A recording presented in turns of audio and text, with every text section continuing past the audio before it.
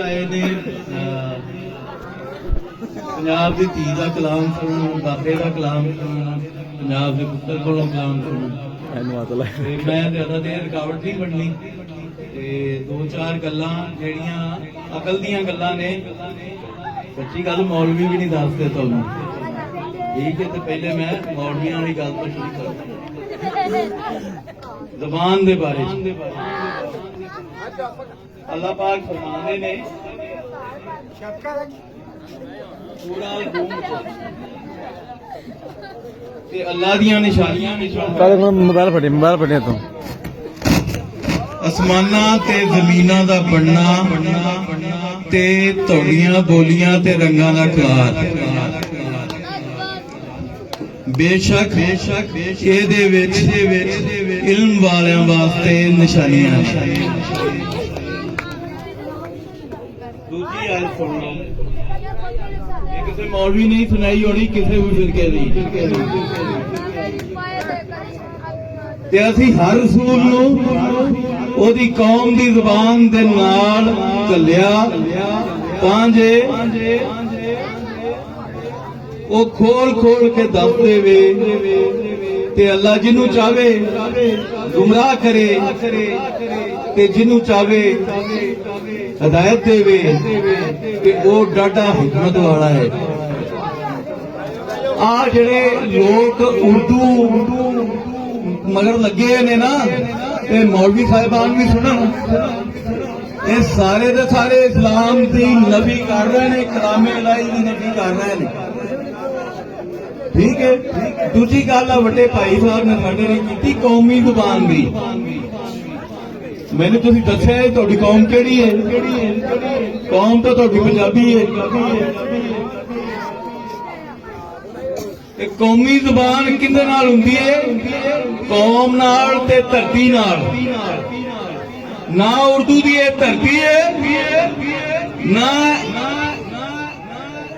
एक कौम इत्थे वसदी है, इत्थे पंजाबी वसदे ने। पंजाब नूं 1849 च जदों फतह होया, अंग्रेज़ां ने जदों सानू सारियां नूं गुलाम बनाया इत्थे वसन वालियां नूं, उन्हां 1857 दी जंगे आज़ादी तो बाद राजा अहमद खां खरल शहीद होने तो बाद इत्थे सारियां तो पहला काम यह किया, उन्हां पंजाबियां दे कैदे साड़े, पंजाबियां दे स्कूल बंद किए, उन्हां दे अपने जड़े माहिरीने तलीम सन। GC कॉलेज का बड़ा वड्डा नाम W लाइटनर अंग्रेज, उन्हें कंपनी बहादुर नूं दस्सिया, रिपोर्ट लिखी 1881 कि 50% बार्ड स्कूलों नस गए ने, क्यों मां बोली नहीं सी रही। आज जेडे माड़े माड़े प्राइमरी वाले मास्टर लगे फिरदे ना, रब दी सौं इन्हां नालों ना पढ़े चंगे ने। मैनू तुसीं दसो, दुनिया च कोई कौम वेखी जे जिहड़ी आपदी मां तो शर्मिंदी होवे? कोई है कौम? अरबां तो लैके यूदियां तिक्कर, अंग्रेज़ां तिक्कर, हिंदुआं तिक्कर, सिखां तिक्कर कोई है कौम जिहड़ी आपदी मां तो शर्मिंदा होवे? ये बड़ी दूर गल जांदी है। मां बोली है, ये प्यो बोली नहीं। ये मावां नाल जुड़ी मैं धीआं नूं इस बारों बुलाया सी इत्थे भी उन्हां नूं कोई इल्म दी गल सुन लै। 18-17 दे ये भी मैं गल करदा, ये मास्टरां दी गल ना सुनी जाए, जिन्हां कोल अद्धा इल्म है ना, वो आंदे ने अद्धा सच झूठ तो भैड़ा हुंदा है, ये अद्धा इल्म भी झूठ तो भैड़ा हुंदा है। इन्हां कोल अद्धा इल्म है, पूरा इल्म ही कोई नहीं। किसी वड्डे माहिर तलीम नूं अगे लिया के खिलार दो जिहड़ा चैलेंज कर सके पीर नूं, किसी आलम फाजल नूं लिया के खिलार दो जिहड़ा कलामे इलाही दियां दो आयतां नूं चैलेंज कर सके। ये अज तक इन्हां आलमां ने क्यों नहीं तुहानूं ये गल दसी भी ये कुरान पाक ने अहकामात जारी कीते ने भी जिहड़ी धरती होवेगी उहदी जुबान होएगी। इन्हां ते कौमी जुबान का तर्जमा ही ठीक नहीं किया लगता। कौमी जुबान तो होंगी सिंधियां की कौमी जुबान है सिंधी, बलोच कौम है उन्हां दी कौमी जुबान है बलोची, ब्रावी। ਪਸ਼ਤੂਨਾ ਦੀ ਜ਼ੁਬਾਨ ਹੈ ਪਸ਼ਤੋ। ਇੱਕ ਅਸੀਂ ਸ਼ਰਮਿੰਦੇ ਆ ਜਿਨ੍ਹਾਂ ਮਾਸਟਰਾਂ ਨੇ ਇਹਨਾਂ ਨੂੰ ਆ ਮਤਾਲਿਆ ਪਾਕਿਸਤਾਨ ਸਕੂਲਾਂ ਦੀ ਪੜ੍ਹਾਈ ਹੈ। ਇਹ ਨਾ ਪੜ੍ਹਦੇ ਸਾਡੇ ਬਾਲ ਤਾਂ ਜ਼ਿਆਦਾ ਚੰਗੇ ਸਨ। अब मैं इतने आया तो मलका के बच्चे को मैं पूछा, मैं पंजाबी च कोई गल्लां सुना, वो हट हट के उर्दू बोली जाए। मैं क्या पुत्र मैं पंजाबी का बंदा, मैनू पंजाबी की गल सुना, मां बोली की गल सुना। मेरी मां पंजाबी सी, मेरा नाना पंजाबी बोलता सी, और सारे पिंड का प्यो दादा दादे बाबे सारे पंजाबियों की औलाद सन, मावा भी पंजाबी सन। तू उर्दू की गल क्यों सुनाना मैनू? मैं उत्थे बथेरी उर्दू सीखी और सुनी भी है। थोड़े मास्टरों तो ज्यादा बेहतर उर्दू मैनू लिखनी आती है, अंग्रेजी उन्होंने तो बेहतर लिखनी आती। 22 साल मैं कालम लिखने, मास्टर तो कालम लिख नहीं सकते, ना थोड़े लामे लिख सकते, एक ही लिख सकते, 2 हरफ नहीं लिख सकते।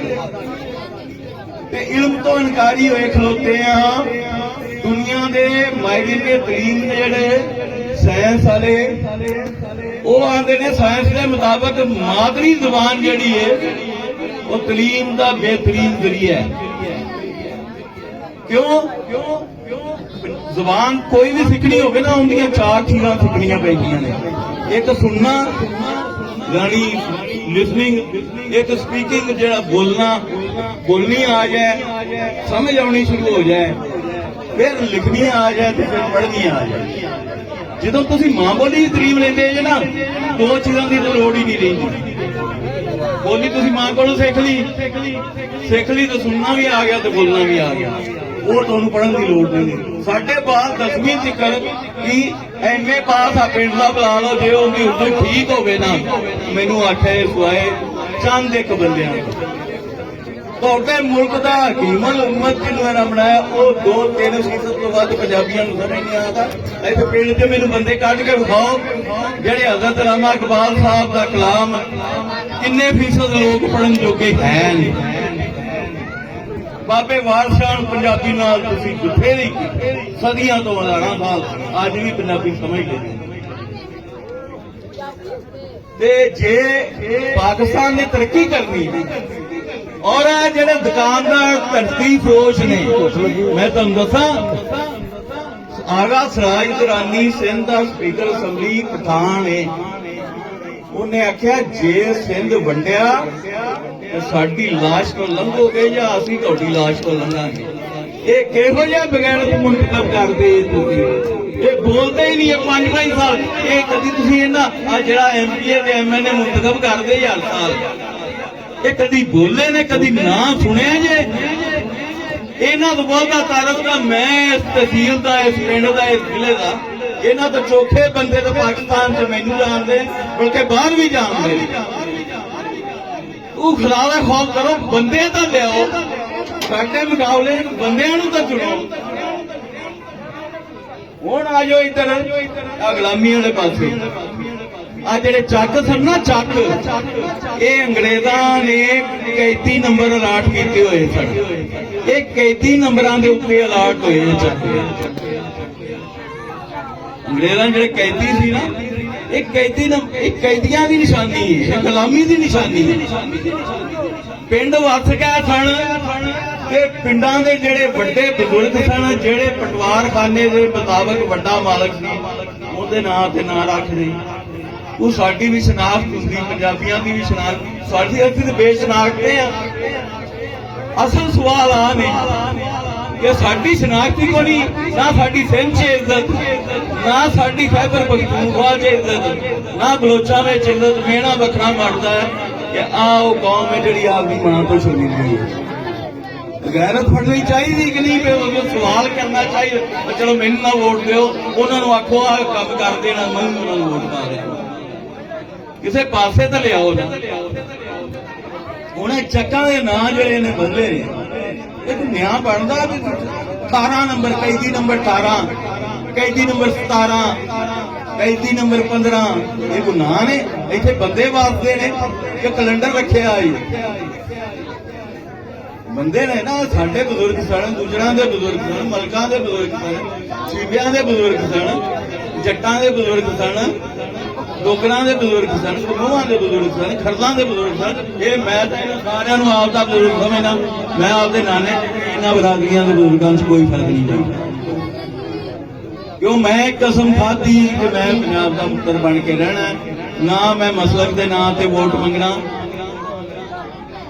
ਨਾ ਮੈਂ ਆਜ਼ਾਦ ਬਰਾਦਰੀ ਦੇ ਨਾਂ ਤੇ ਵੋਟ ਮੰਗਣਾ।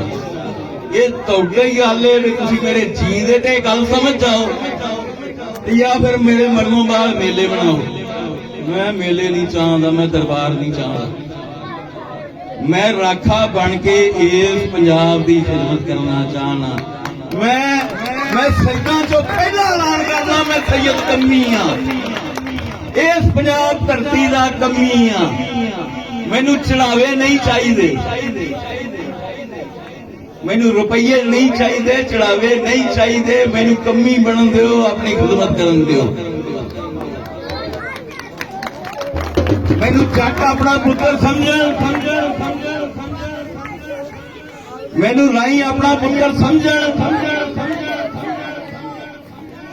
ਮੈਨੂੰ ਗੁੱਜਰ ਡੋਗਰ ਪੱਟ ਆਪਣਾ ਪੁੱਤਰ ਸਮਝਣ, ਰਾਜਪੂਤ ਆਪਣਾ ਪੁੱਤਰ ਸਮਝਣ ਜਾਂ ਨਾ ਸਮਝਣ। ਮੈਂ ਇਹਨਾਂ ਨੂੰ ਆਪਣਾ ਮਾਂ ਪਿਓ ਸਮਝਦਾ। ਮੈਂ ਇਹਨਾਂ ਦਾ ਪੁੱਤਰ ਆਇਆ। ਆ ਜੱਟ ਬੈਠਾ ਹੈ ਲਿਆ ਘੁੰਮਣ, ਉਹ ਵਟਸਐਪ ਬੈਠੇ ਨੇ, ਆ ਰਾਣਾ ਸੁਜਾਤ ਬੈਠਾ ਹੈ। ਸਾਡੀ ਬਰਾਦਰੀ, ਸਾਡੀ ਜਮਾਤ 'ਚ, ਪੰਜਾਬ ਮੂਵਮੈਂਟ 'ਚ, ਇਹ ਪੰਜਾਬੀਆਂ ਦੀ ਜਮਾਤ, ਇਹਦੇ ਵਿੱਚ ਹਰ ਜ਼ਾਤ ਦਾ ਬੰਦਾ ਚੌਧਰੀ ਵੱਡਾ ਹੈ, ਕੋਈ ਨਿੱਕਾ ਵੱਡਾ ਨਹੀਂ। ਇਹਦੇ ਵਿੱਚ ਹਰ ਮਸਲਕ ਦਾ ਬੰਦਾ ਵੱਡਾ ਹੈ। ਕਿਉਂ? ਇਹਦੇ ਵਿੱਚ ਗੱਲ ਹੀ ਸਾਰੀ ਪੰਜਾਬ ਤੇ ਪੰਜਾਬੀ ਦੀ ਹੈ। ਅਸੀਂ ਇਕੱਠੇ ਹੋਵਾਂਗੇ, ਪੰਜਾਬ ਤਰੱਕੀ ਕਰੇਗਾ, ਪੰਜਾਬ ਤਰੱਕੀ ਕਰੇਗਾ, ਪਾਕਿਸਤਾਨ ਤਰੱਕੀ ਕਰੇਗਾ। ਇਹ 62% ਹੈ। ਇਹਦਾ ਬੇੜਾ ਹੀ ਤਰ ਗਿਆ। ਬੇੜਾ ਗੱਲ ਕਰਤਾ 75 ਸਾਲਾਂ 'ਚ। ਇਹਨਾਂ ਕੋਈ ਦਿਨ ਦੱਸ ਦਿਓ ਜੇ ਮੈਨੂੰ ਇੱਥੇ ਚੰਗਾ ਚੜਿਆ ਹੋਵੇ ਪਿਛਲੇ ਨਾਲੋਂ, ਤੇ ਮੈਂ ਆ ਤਰੀਕ ਖਤਮ ਕਰ ਦਾਂਗਾ, ਆ ਤਰੀਕ ਖਤਮ ਕਰ ਦਾਂਗਾ, ਲਹਿਰ ਮਕਾ ਦਿਆਂ। ਕੋਈ ਇੱਕ ਦਿਨ 47 ਤੋਂ ਲੈ ਕੇ ਅੱਜ ਤੱਕ ਸਾਡੇ ਹਾਲ ਮਾੜੇ ਹੀ ਹੋਏ ਨੇ, ਇੱਕ ਦਿਨ ਚੰਗਾ ਨਹੀਂ ਚੜਿਆ। ਤੇ ਇਹ ਚੱਕਾਂ ਵਾਲੀ ਗੱਲ ਦਾ ਐਲਾਨ ਮੈਂ ਆਪਦੇ ਵੱਲੋਂ, ਕਿਸੇ ਨੂੰ ਚੰਗਾ ਲੱਗੇ ਜਾਂ ਨਾ ਲੱਗੇ, ਉਹਨਾਂ ਦਾ ਜੀ, ਉਹਨਾਂ ਦੀ ਮਰਜ਼ੀ। ਮੈਂ ਸਮਝਦਾ ਇਸ ਪਿੰਡ ਦਾ ਨਾਂ ਦਿਲਦਾਰ ਨਗਰ ਅੱਜ ਤੋਂ ਸੱਦਿਆ ਜਾਣਾ ਚਾਹੀਦਾ।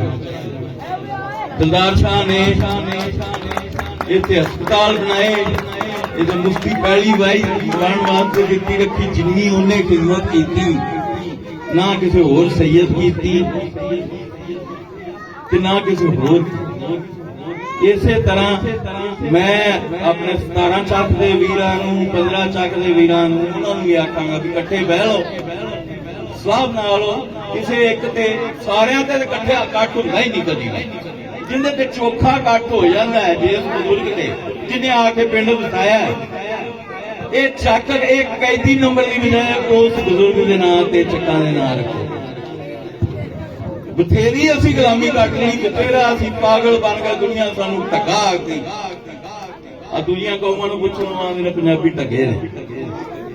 ਢੱਗੇ ਸਗਲ ਆਉਂਦੇ ਨੇ ਵੀ ਨਾ ਆਪਣੀ ਧਰਤੀ ਦਾ ਪਤਾ, ਨਾ ਆਪਣੇ ਹੱਕ ਹਕੂਕ ਦਾ ਪਤਾ। ਜ਼ੁਬਾਨ ਨਹੀਂ ਪੜਾਈ ਗਈ, ਹੱਕ ਹਕੂਕ ਦਾ ਵੀ ਨਹੀਂ ਪਤਾ, ਜਮਹੂਰੀਅਤ ਦਾ ਵੀ ਨਹੀਂ ਪਤਾ, ਕਿਸੇ ਸ਼ਾਇਦ ਹੀ ਨਹੀਂ ਪਤਾ। ਉਹ ਸਾਊਂਡ ਦੇ ਥੱਲੇ ਪਾਣੀ ਬੋਤਲ ਪਈ ਉਹ ਫੜਾਈਆਂ ਮੇਰਾ ਉਹਨੇ ਆਖਿਆ ਜਸ਼ਨ ਮਨਾਉਣਾ ਹੈ ਤੇ ਫਿਰ ਵੀ ਮੌਲਵੀ ਦਾ ਆਖਿਆ। ਅਸੀਂ ਰਹਿਤਲ ਬੈਠਲ ਤੋਂ ਵੀ ਹਟ ਗਏ। ਮੇਰਾ ਇੱਕ ਬੇਲੀ ਨਜਵਾ, ਉਹਨੇ ਬੜੀ ਸੋਹਣੀ ਪਾਣੀ ਵਾਲੀ ਆਖਿਆ ਬੋਤਲ ਪਈ ਸੋ ਤਾਂ ਫੜਾਈ ਪਈ ਨਹੀਂ ਹੋਈ। ਅਸੀਂ ਲਿਆ ਦੇ ਫਿਰ ਮਤਲਬ ਬਦਲਿਆ ਸੀ, ਮਾਂ ਨਹੀਂ ਸੀ ਬਦਲੀ। ਇਹ ਗਲਾਸ ਵਿੱਚ ਲਿਆ ਦੇ। ਅਸੀਂ ਪੰਜਾਬੀ ਨਹੀਂ ਛੱਡ ਸਕਦੇ। ਇਹ ਜੇ ਕਿਸੇ ਨੇ ਰੱਬ ਨੂੰ ਦਿਮਾਗ ਦਿੱਤਾ ਨਾ ਮਾੜਾ ਚਤਾਕੀ ਨੂੰ, ਉਹਨੂੰ ਇਹ ਗੱਲ ਪੱਲੇ ਪੈ ਜਾਣੀ ਚਾਹੀਦੀ, ਉਹਨੂੰ ਗੰਢ ਬੰਨ ਲੈਣੀ ਚਾਹੀਦੀ। ਜ਼ੁਬਾਨ ਪੰਜਾਬੀ ਹੈ। ਬਾਕੀ ਆ ਜਿਹੜੀਆਂ ਗੱਲਾਂ ਨੇ ਇੱਥੋਂ ਵਾਲੀਆਂ, ਇਲੈਕਸ਼ਨ ਵਾਲੀਆਂ, ਇਲੈਕਸ਼ਨ ਤਾਂ ਮੈਂ ਲੜਦੇ ਹੀ ਰਹਿਣਾ ਜਿੰਨੀ ਮਾਂ ਦਾ। ਤੇ ਮੈਂ ਤੁਹਾਨੂੰ ਸਵਾਲ ਪੁੱਛਦੇ ਹੀ ਰਹਿਣਾ, ਸਵਾਲ ਪੁੱਛਣਾ ਮੇਰਾ ਹੱਕ ਹੈ, ਗੱਲ ਆਪਣੀ ਸਭ ਤੋਂ ਅੱਗੇ ਰੱਖਣਾ ਮੇਰਾ ਹੱਕ ਹੈ। ਤੁਸੀਂ ਮੰਨੋ ਨਾ ਮੰਨੋ, ਇਹ ਤੁਹਾਡਾ ਠੀਕ ਹੈ ਨਾ। ਤੇ ਮੈਂ ਤਾਂ ਗੱਲ ਕਰਦਾ ਸਾਰੀਆਂ ਬਰਾਦਰੀਆਂ ਦੀ, ਪੂਰੇ ਪੰਜਾਬ ਦੀ।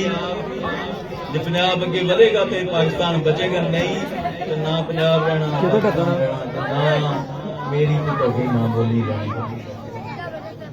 ਇਹ ਕੋਈ ਕੰਮ ਕਰੋ।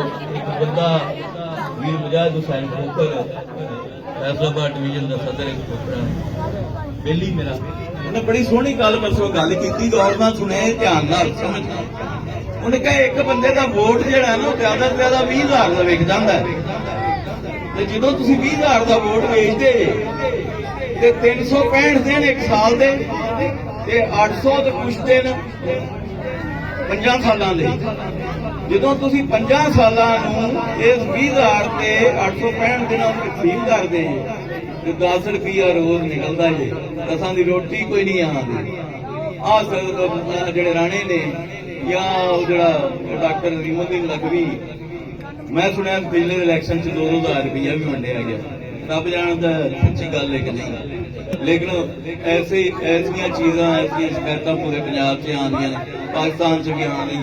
ਕਈ ਮਾੜਿਆਂ ਵੋਟ ਵੇਚ ਦਿੱਤਾ ਤੇ ਆਪ ਹਿਸਾਬ ਲਾ ਲਓ ਤੁਸੀਂ 5 ਸਾਲ ਆਪਦੀ ਜ਼ਿੰਦਗੀ ਦੇ ਕੀਮਤੀ ਔਰ ਇਹਨਾਂ ਨਿਆਣਿਆਂ ਦੇ ਕੀਮਤੀ, ਇਹਨਾਂ ਦਾ ਮੁਸਤਕਬਲ ਵੇਚਦੇ। ਜਦੋਂ ਵੋਟ ਵੇਚਦੇ ਨਾ ਉਦੋਂ ਇਹਨਾਂ ਦਾ ਮੁਸਤਕਬਲ ਵੇਚਦੇ। ਇਹ ਗਰੀਬਾਂ ਦੇ ਬਾਲ ਹੀ ਅੱਜ ਤੱਕ ਕਿਉਂ ਨੇ? ਕਿਉਂਕਿ ਅਸੀਂ ਇਹ ਕੰਮ ਨਹੀਂ ਕੀਤੇ। ਅਸੀਂ ਕਿਰਦਾਰ ਨੂੰ ਤਰਜੀਹ ਨਹੀਂ ਦਿੱਤੀ, ਅਸੀਂ ਦਿਮਾਗ ਨੂੰ ਤਰਜੀਹ ਨਹੀਂ ਦਿੱਤੀ, ਅਸੀਂ ਰਸਾਗੀਰਾਂ ਨੂੰ ਤਰਜੀਹ ਦਿੱਤੀ। ਮੇਰੇ ਅਲੀ ਦੀ, ਮੌਲਾ ਅਲੀ ਦੀ, ਮੇਰੇ ਦਾਦੇ ਦੀ ਦੋ ਚੀਜ਼ਾਂ ਮਸ਼ਹੂਰ ਸਨ, ਇੱਕ ਸੁਜਾਤ ਤੇ ਦੂਜੀ ਹਕਮਤ ਤੇ ਇਲਮ। ਇਹ ਇਲਮ ਨਹੀਂ ਪੱਲੇ ਪੈਂਦਾ ਪਿਆ ਕਿਸੇ ਦੇ, ਇਹ ਇਲਮ ਨਾਲ ਜੁੜੀ ਗੱਲ ਹੈ, ਇਹਨੂੰ ਸਮਝੋ। ਮੈਨੂੰ ਉਮੀਦ ਹੈ ਕਿ ਅੱਜ ਮੈਂ ਜਿਹੜੇ ਸਵਾਲ ਛੱਡ ਕੇ ਜਾਣਾ ਪਿਆ ਤੁਸੀਂ ਵੀ ਪੁੱਛੋ। ਇਹ ਸਵਾਲ ਪੁੱਛਣੇ ਨੇ, ਤੁਸੀਂ ਜਾਓ ਤੇ ਮੌਲਵੀਆਂ ਕੋਲ ਆਇਤਾਂ ਦਾ ਦੱਸ ਇਹਨੂੰ ਕਿਉਂ ਨਹੀਂ ਉਹ ਦੱਸਿਆ। ਠੀਕ ਹੈ ਤੇ ਜੇ ਆ ਧਰਤੀ ਫਰੋਸ਼ ਜਿਹੜੇ ਪੰਜਾਬ ਵੱਢਣ ਨੂੰ ਫਿਰਦੇ ਨੇ, ਪਾਣੀ ਕੋ ਨਹੀਂ ਲੈਣਾ। ਇਹ ਜੇ ਆ ਸਰੈਕੀ ਸੂਬਾ ਕਰਦੇ ਫਿਰਦੇ ਨਾ ਕਿ ਨਹੀਂ ਜੀ ਇੰਤਜ਼ਾਮੀ ਸੂਬਾ ਬਣਾਉਣ ਲੱਗੇ, ਅੰਦਰ ਸਿੰਧ ਪਾਰ ਰਹਿ ਜਾਣਾ, ਤੁਹਾਡਾ ਪਾਣੀ ਵੀ ਕੋ ਨਹੀਂ ਲੈਣਾ। ਫਿਰ ਤੁਸੀਂ ਅੱਖਾਂ 'ਚ ਕਸੁਰ ਦੇ ਕੇ ਰੋਂਦੇ ਫਿਰਨਾ ਤੁਹਾਡੇ ਆਪ ਦੇ ਪਰ। ਕਿਉਂ? ਤੁਸੀਂ ਲੀਡਰ ਹੀ ਹੈ ਜੇ ਚੁਣੇ ਨੇ ਧਰਤੀ ਫਰੋਸ਼। ਸਿਰ 'ਚ ਬੈਠਾ ਪਠਾਨ ਆਉਂਦਾ ਮੈਂ ਵੱਢਿਆ ਜਾਵਾਂਗਾ ਪਰ ਸਿੰਘ ਨਹੀਂ ਵੱਢਣ ਦੇਣਾ। ਇਹ ਉੱਤੋਂ ਵੋਟ ਪਾ ਦਿੰਦੇ ਨੇ ਵੰਡ ਨੂੰ। ਉਹ ਜ਼ਮੀਨ ਵੰਡਣੀ ਜਾਂ ਮਾਂ ਹੀ ਸਮਝਦੇ ਆ ਨਾ ਜ਼ਮੀਨ ਨੂੰ ਆਪਾਂ। ਇਹ ਜਿਹੜੇ ਪੰਜਾਬ ਦੇ ਡੱਕਰੇ ਕਰੂ ਨੇ ਇੱਕ ਵਾਰੀ ਫੇਰ ਪਹਿਲੇ 20 ਲੱਖ ਮਰਿਆ ਸੀ, ਇਹ ਹੁਣ ਵੀ ਉਹ ਕੁਝ ਹੋਣਾ ਜੋ ਵੰਡਿਆ ਗਿਆ। ਜਿਹੜੇ ਪੁਲਿਸ ਪਾਰੋਂ ਆ ਕੇ ਇੱਥੇ ਬੈਠੇ ਨਾ, ਉਹਨਾਂ ਨੂੰ ਉਹ ਜਨੂਬੀ ਪੰਜਾਬ 'ਚ ਜਿਹੜੇ ਬਲੂਚ ਬੈਠੇ ਨੇ 2-3 ਸਾਲ ਪਹਿਲੇ ਆਏ, ਉਹ ਆਉਂਦੇ ਨੇ ਪਨਾਹਗੀਰ। ਹਾਲਾਂਕਿ ਉਹ ਆਪ ਪਨਾਹਗੀਰ, ਸਾਡੇ ਪੰਜਾਬੀਆਂ ਨੂੰ ਇਹ ਮਿਹਣਾ ਮਾਰਦੇ ਨੇ ਪਨਾਹਗੀਰ ਦਾ, ਉਹਨਾਂ ਦੀ ਧਰਤੀ ਦੇ ਉੱਤੇ। ਕਸੂਰ ਕੀ ਸੀ ਸਾਡਾ? ਵੀ ਆ ਗਿਆ ਬਾਬੇ ਪਿੱਛੇ ਲੱਗ ਗਿਆ। ਬਹਰਾਲ ਹੁਣ ਅਸੀਂ ਮੁਸਲਸਲ ਹੀ ਸੁਣਾਂਗੇ ਸ਼ਬਾਨਾ ਕੋਲੋਂ, ਵੀਰ ਤਮੂਰ ਕੋਲੋਂ। ਜਿਹਦੇ ਵਾਸਤੇ ਉਹ ਧਰਤੀ ਕਰੇ ਤੁਹਾਡੇ ਸਾਰਿਆਂ ਦੀ।